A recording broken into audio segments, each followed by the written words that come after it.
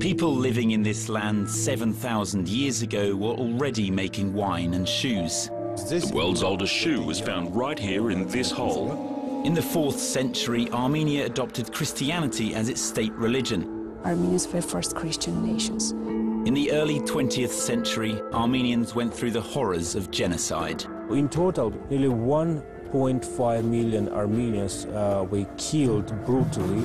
Armenia broke free from the Soviet Union in September 1991. What has independence brought to this ancient country?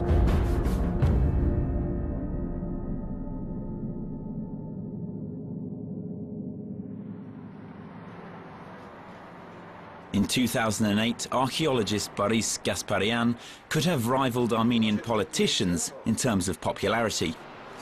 News of his discovery had spread far and wide throughout the world. In caves in the mountains around the village of Armenia, the archaeologist had found a settlement dating back to the year 5000 BC. These vessels were among the first finds. When we saw them, it was immediately clear to us that they dated from the Copper and Stone Age. That means that people were already living in these caves 7,000 years ago.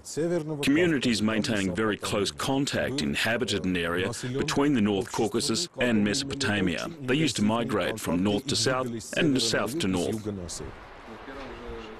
Excavation work at the site of the ancient settlement has been going on for 3 years now. But archaeologists are still unable to say with certainty what kind of people lived in these caves 7,000 years ago. Just take a look. You can see a very interesting ritual. The bodies of babies under 1 year of age, they were buried intact. But women, between the ages of 11 and 25, were simply chopped up before burial. The most interesting artifact was found in the caves in 2008. The world's oldest shoe was dug up from a depth of just half a metre. It's estimated to be about 6,000 years old.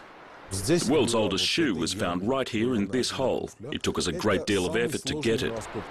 The discovery of the settlement is an event of crucial importance to the small Transcaucasian country. Armenians are proud of the long history of this land, and the find reinforces their pride.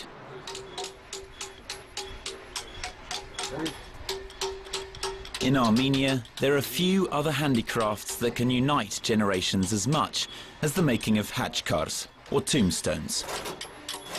The art has undergone little change throughout its 1,000-year history. A hammer, chisel and stone are all that's needed for the job. A man and his grandson are working on this hachkar. I like the job. It is handed down from generation to generation. The one who taught me was my grandfather.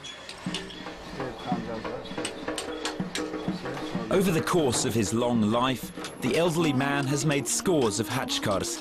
Nowadays, he mentors his grandson in the ways of hachkar sculpting.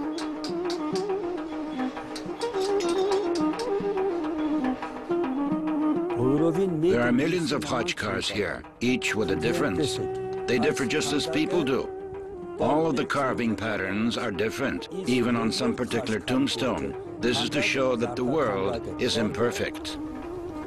Each grave or monastery has its own tailor-made tombstone. Normally, it takes about a month to make one. This cemetery in the village of Noraduz is one of the oldest in Armenia. The long history of this Caucasian country, a history packed with drama, can be traced by looking at the tombstones. Up until the 7th century, hachkars looked quite simple. There was nothing but a cross atop the first cross stone.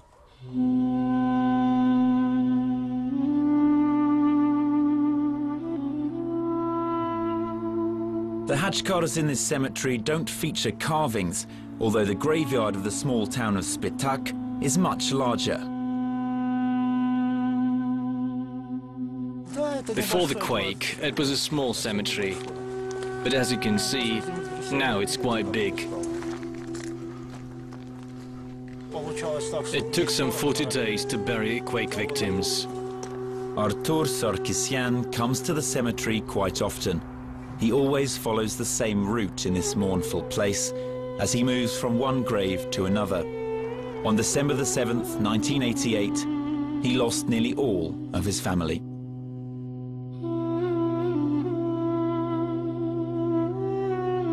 It was 10:40 a.m. when the first tremor with a magnitude of 7 on the Richter scale shook Spitak. 30 seconds later, the tiny town was no more, just a pile of rubble. The main street in the center of the town was here. When the quake struck, there were people in every apartment of the 5-story houses that stood here on both sides of the road. Practically all of them fell apart. Only roofs lying on the asphalt could be seen after the quake.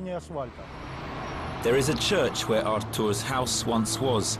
More than 20 years on, there are few reminders of that devastating earthquake. But in the cold month of December in 1988, people around the world came to know the name of this small town in Armenia. Aid began pouring in from across the Soviet Union. At that time, Armenia was part of it. The powerful earthquake affected all of Armenia's northern areas, as well as Spitak. The scale of the disaster only became apparent after several days. Just a handful of people had survived under the rubble. The earthquake had claimed 25,000 lives. When the smoke cleared away 3 or 4 hours after the earthquake, it became clear that the town had been razed to the ground. Aid began arriving towards the evening because there were no roads. Some of the aid came from numerous diasporas in foreign countries. This footage shows Charles Aznavour, a French singer of Armenian origin, after a visit to devastated Spitak. He vowed to do his best to help Armenia. I was really shocked by what I saw in Spitak. I couldn't have imagined the appalling scale of that disaster, because so many people were killed here. The French singer set up a fund for the earthquake-struck country. The money was used to restore dozens of houses in Spitak and Goris, Armenia's second largest town. It too had been affected by the disaster. The town's residents unveiled a monument to Aznavour as a token of gratitude to him. We unveiled the monument on the 22nd of September in 2002. People from all over Armenia came here. There were also visitors from France. After the breakup of the Soviet Union in 1991, reconstruction work in Armenian towns slowed down. The new houses built in the 3 years after the disaster made up only 1/5 of those destroyed by the earthquake. We came here on December 2nd. We were given a room on the ground floor and we still live here. Most of the tenants here are refugees. Garun Ayropetian and his family also lost their home in December 1988. They became refugees, but not as a result of the earthquake. It was a bloody inter-ethnic conflict that forced them to flee.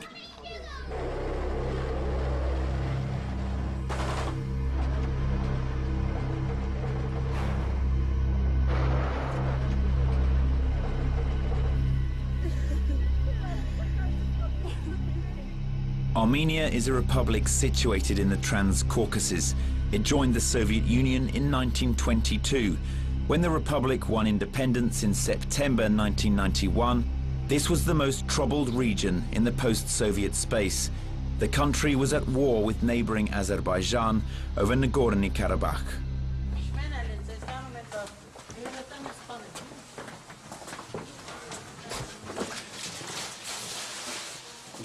We chop the wood for the winter.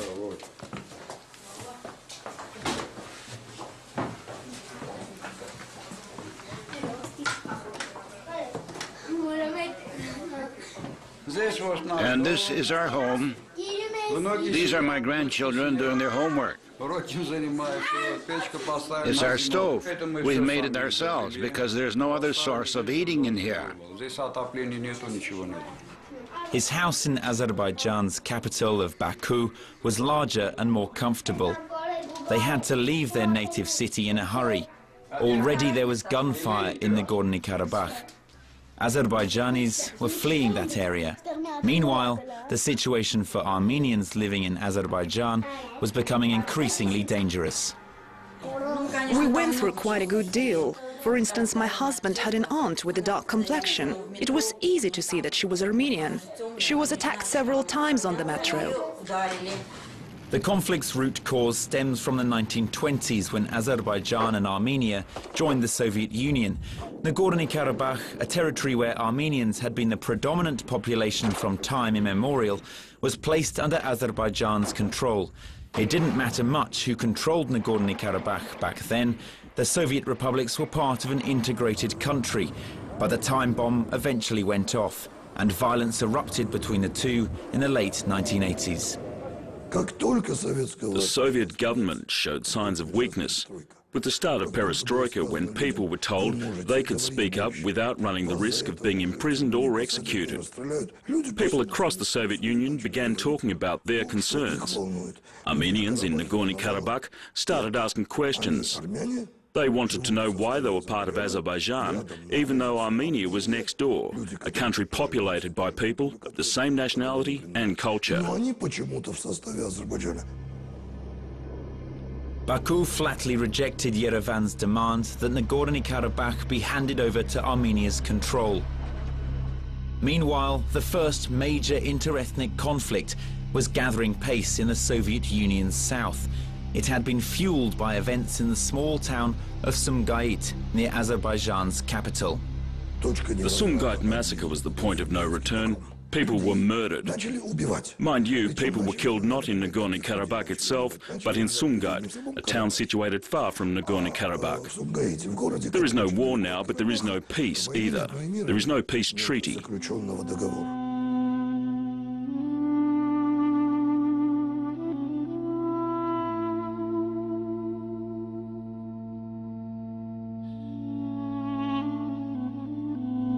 I'm certainly nostalgic about those times. Here is Nizhny Tagil.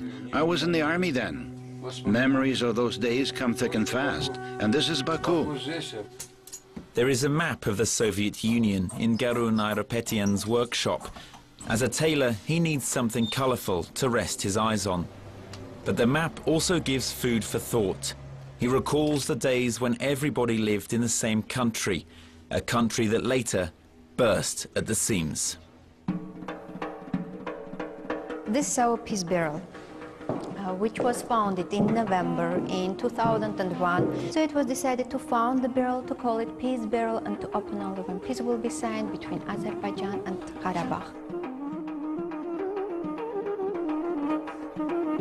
Nobody at this distillery can say with any certainty when cognac from this barrel will be bottled, but it has every chance of becoming a vintage brand, adding to the distillery's rich collection.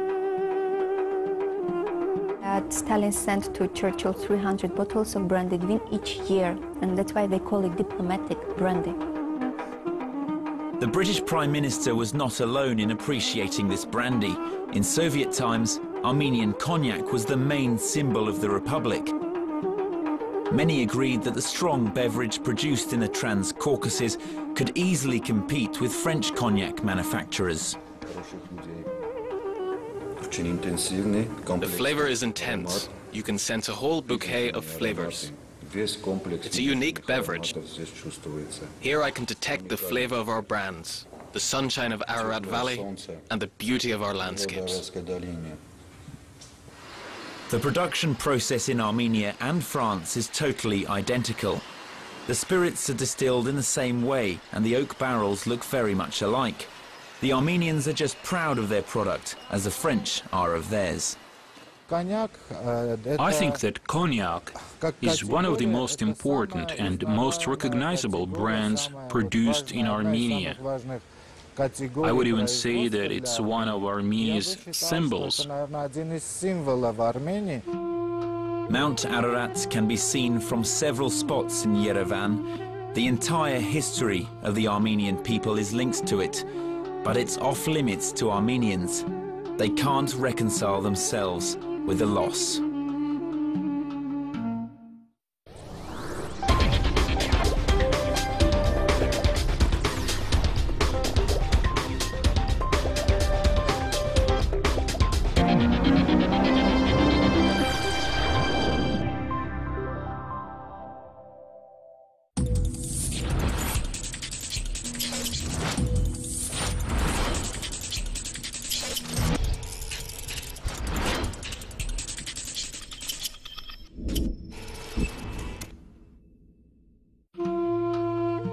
The mountain's height is 5,137 meters above sea level. According to the Bible, Mount Ararat was the first landmark that Noah saw after escaping the Great Flood. Mount Ararat, you know, in the Bible is testified, and it is connected with Noah's Ark. So after the deluge, Noah's Ark stopped on the peak of Mount Ararat. However, Ararat is the main source of pain and suffering for Armenians. Under the 1921 agreement signed by Soviet and Turkish leaders, the symbolic mountain was left on the other side of the border. The mountain today it is in the territory of Turkey, but still it continues to be Armenian symbol. When Armenian people they are asked about their national identities, they start with the Mount Ararat. The fact that Ararat is no longer in their territory also serves as a reminder of the greatest tragedy of the country's people, the Armenian genocide. Genocide is the word used in Armenia to describe the policy pursued by the Ottoman Empire towards ethnic Armenians from the late 19th century through to the 1920s. In total, between 1894, 1922, between 30 years, nearly 30 years, nearly 1.5 million Armenians were killed brutally. At the same time, Turkey was the first country to officially recognize Armenia's independence in 1991. Today, Turkish society is divided over the events that led to the deaths of 1.5 million Armenians in the early 20th century. Yet Ankara refuses to officially acknowledge the fact that what happened a century ago was genocide.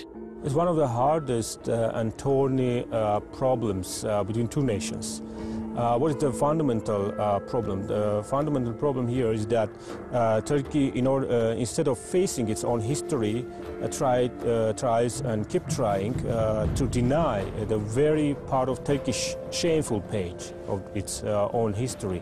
Armenian genocide, rewriting history, is one of the dangerous processes in every society. Ankara supported Azerbaijan at the height of the ethnic conflict over Nagorno-Karabakh. It closed its borders to Armenians. The border between Armenia and Azerbaijan is likewise locked up. Yerevan airport is the main gateway to Armenia. Travelers have little choice considering Yerevan's difficult relations with neighboring countries. The easiest way of getting to Yerevan is by air. You have to go by air if you want to leave Armenia. That's the only way, because this country has been blockaded throughout the post-Soviet period. Of course, Armenia has land borders with Georgia and Iran, but there is little cross-border traffic there. Therefore, going by air is still the best option. Nearly every plane is filled to capacity. It's clearly demonstrated by flights going to Russia, which is now Armenia's biggest economic partner. One of the largest Armenian diasporas is found in Moscow. Aviation is the only means of transport for Armenia. It's obvious that there is no other way out. That's why our planes are always full of passengers.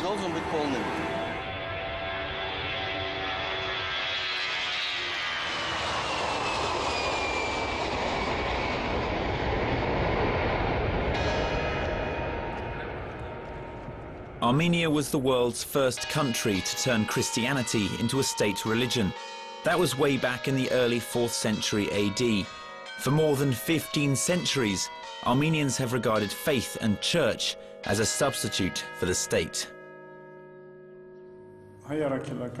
Saving human souls and preserving the nation are the two missions pursued by the Armenian Church today, as it has been doing throughout its existence.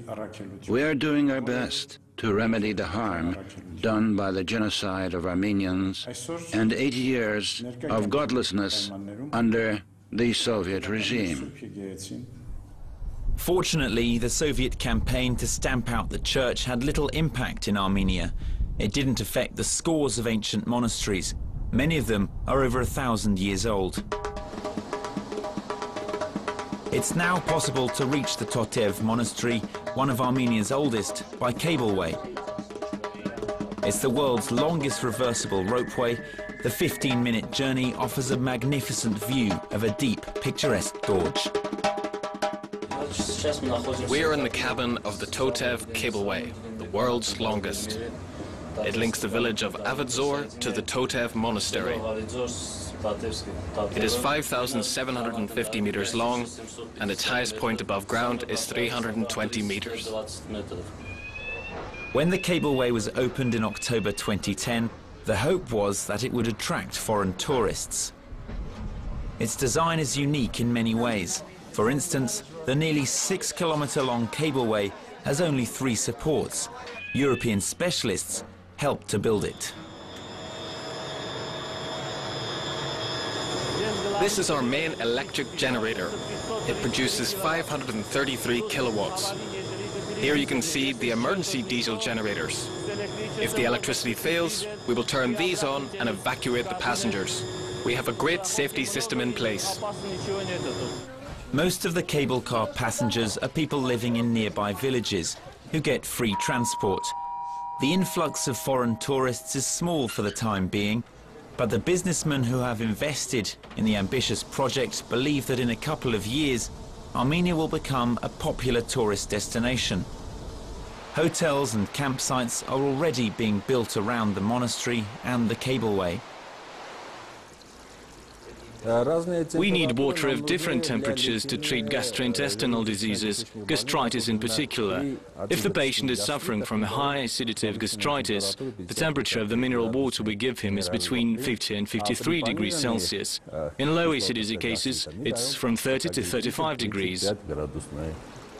The town of Yeremuk lies in the mountains. During the Soviet years, people here already knew how to attract tourists. A spa similar to the celebrated Karlovy Vary resort has been in operation in Yeremuk for decades.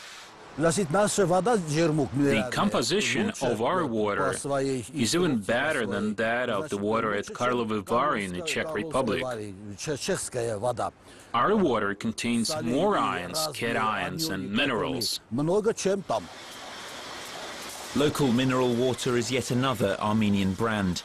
It is true, though, that it's not as famous as cognac or ancient monasteries, but residents of Yeremuk hope that the water and spa resorts will be another incentive for people to visit Armenia. The Yeremuk mineral water springs from the ground in this gorge. Its temperature is between 45 and 60 degrees. These salt sediments result from our mineral water. For the time being, only tourists from Russia visit the Yeremuk springs. This huge bucket contains molten aluminium. It'll take several hours and a production process involving a dozen phases for the aluminium to be turned into superfine foil. This plant is one of Armenia's leading industrial enterprises. Like many others, it was inherited from the Soviet era. But like most other industrial plants, it stood idle during the first years of independence. That was a very difficult period for this nation.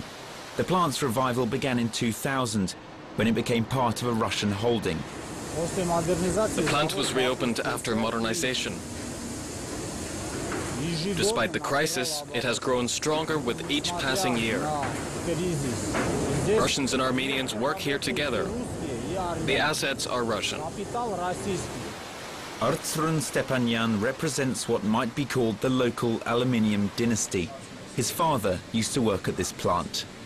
My mother and father used to work here. Now it's time for my brother and me. I'm not a unique case. Everybody here has taken the job over from their old folks. The plant is one of the most successful in the country. It should come as no surprise. They have Russian investment and the whole of the Caucasus as their market.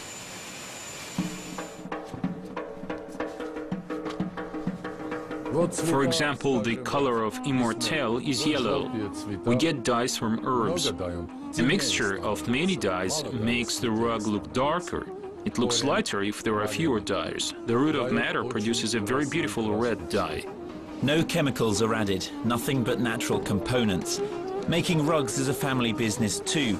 The subtleties of this very old Armenian handicraft are handed down from generation to generation. Each little square means a knot. They weave row after row. Every color is here. Like the aluminium plant, this factory has a Soviet past behind it.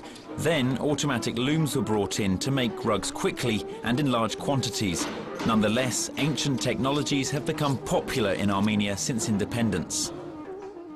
It takes a month for a weaver to complete 1 square meter. It's a very difficult job, taking a lot of effort. For that reason, their prices are higher than those of machine-made rugs. But then having such a rug at home is seen as a sign of wealth. There are some 10 million ethnic Armenians around the world. Just over 3 million of them live in Armenia. The Armenians at home believe that the worst of their country's history is a thing of the past. In Yerevan, they like to say that nights are at their darkest just before dawn. People across Armenia believe that dawn has already broken over their country.